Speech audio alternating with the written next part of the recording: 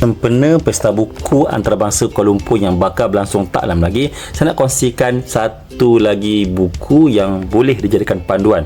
Inilah dia, buku Bijak Merancang Wang. Akronim dia BMW. Buku BMW. Siapa penulis dia? Kenal tak penulis dia ni? Handsome kan? Okey, baik.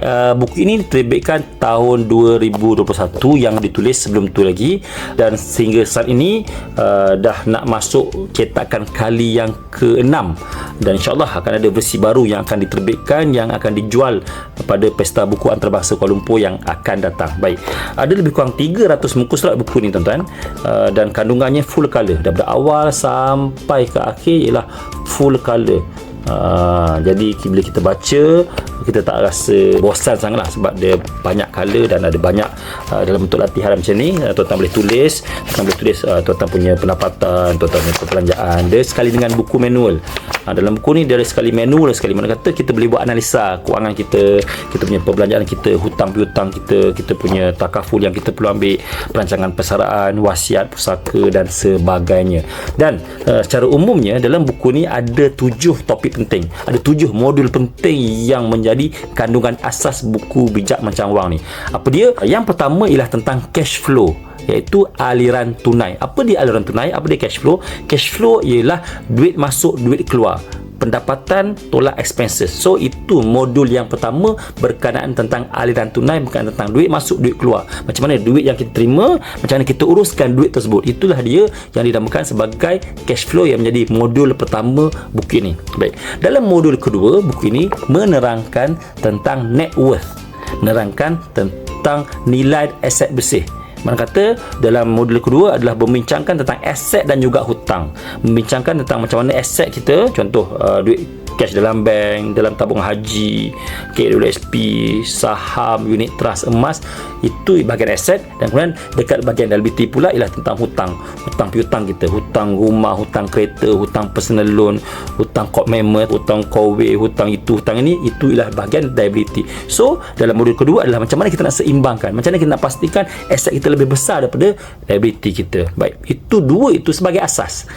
Cash flow dengan net worth ialah asas dalam perancangan kewangan. Ketiga, selepas kita bicarakan tentang cash flow, selepas kita bicarakan tentang net worth, kita bicarakan pula tentang saving ataupun simpanan. Sebab apa? Kita kena ada menyimpan. Tujuannya adalah untuk dana kecemasan, dan at least kita kena ada bersama dengan 3 bulan gaji. Baik, sebelum saya terlupa, selepas yang pertama, yang kedua tu, modul ketiga sampai modul ketujuh, dia akan interrelated dengan nombor 1 dengan 2 tadi, dengan cash flow dan juga net worth tadi. Sebab itu contohnya bahagian modul ketiga tentang simpanan, tentang saving mestilah berkadaran dengan gaji. Kalau gaji kita 2,000, kena ada at least 6,000. Kalau gaji kita 3,000, kena ada at least 9,000. 3 bulan gaji sekurang-kurangnya. Baik, itu yang ketiga. Yang keempat adalah berkenaan tentang protection, perlindungan. Okay. Yang keempat, perlindungan ini merujuk kepada instrumen takaful. Sebab apa? Segala duit yang kita ada, kalau misalnya kata berlaku musibah, ada 3 musibah besar dalam hidup kita, iaitu kematian, lumpuh dan sakit kritikal, death, disable dan juga disease. 3 musibah besar ni kalau berlaku, dia akan memberi impact besar pada cash flow dan memberi impact besar pada net worth. Mana kata income kita dah tak ada bila berlaku, contohnya kalau aku lumpuh, sakit kritikal, dah tak boleh nak bekerja, dah tak boleh nak dapatkan income.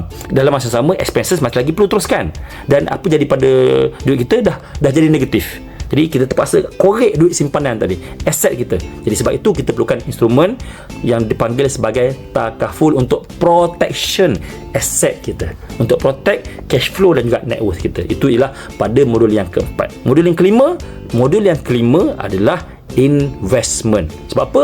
Yang paling penting, kenapa kita perlukan investment? Sebab suatu ketika nanti kita akan bersara. Jadi untuk bersara nanti, kita perlukan satu dana persaraan yang cukup besar untuk memastikan kita bersara dalam keadaan selesa, dalam keadaan tidak meminta-minta. Jangan semata-mata berharap pada KWSP untuk bersara. Kita perlu ada juga dana lain untuk kita simpan yang boleh kita gunakan ketika persaraan nanti.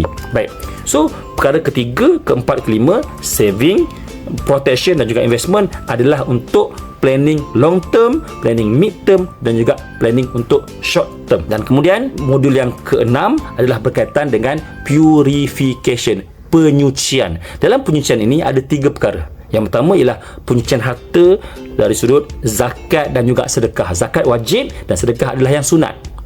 Purification yang ketiga adalah kita nak mensucikan harta benda kita daripada segarang instrumen kewangan yang tidak patuh syariah. Contoh daripada insurans konvensional, bank account konvensional, pelaburan-pelaburan yang tidak patuh syariah dan sebagainya. Itu dalam topik modul yang ke-6 bawah tajuk purification. Dan yang ketiga ialah tentang cukai. So cukai pun bawah topik purification, tentang tax dan juga cukai bawah topik purification. Sebab apa? Segala harta yang kita ada, pendapatan kita, ada sebagainya yang kita kena peruntukkan balik, kita bagi balik pada government. Cukai yang kita bayar pada government untuk kegunaan government, untuk bangunkan infrastruktur, untuk bangunkan pengangkutan awam, kemudahan-kemudahan dan sebagainya. Baik, so itu modul yang ke-6. Dan modul yang terakhir sekali, modul yang ke-7 adalah berkaitan dengan pewarisan, berkaitan dengan inheritance, berkaitan dengan duit yang kita simpan, harta yang kita ada, rumah yang kita beli, kereta yang kita ada, kita beli waktu di dunia ini. Akhir sekali kita akan meninggal dunia dan kita akan wariskan segala harta benda kita tadi, kita akan tinggalkan kepada waris-waris kita. Jadi sebab itu ketika kita hidup, kita perlu ada perancangan pusaka supaya bila berlaku meninggal dunia nanti, bila kita selaku pemilik harta meninggal dunia nanti, tidak berlaku dua fitnah besar, iaitu yang pertama, harta kita tidak ada orang yang nak uruskan sehingga jadi beku bertahun-tahun. Itu yang pertama. Ataupun yang kedua, ramai sangat ahli waris kita dan berebut-rebut nak merebutkan harta benda kita. Kita tak nak dua benda ni berlaku. Jadi perlu kita ada perancangan pusaka daripada hidup. So itu dah dia 7 modul yang ada dalam buku ini, buku Bijak Merancang Wang. Dan jangan lupa untuk dapatkan segera. Jangan lupa boleh klik link untuk dapatkan buku ini dan dapatkan tip-tip kewangan daripada Wakanda. Dan jangan lupa untuk share banyak-banyak, untuk komen banyak-banyak lagi supaya lebih ramai yang aware tentang ilmu perancangan kewangan ini. Jangan lupa untuk follow untuk lagi tip-tip kewangan daripada Wakanda. Assalamualaikum.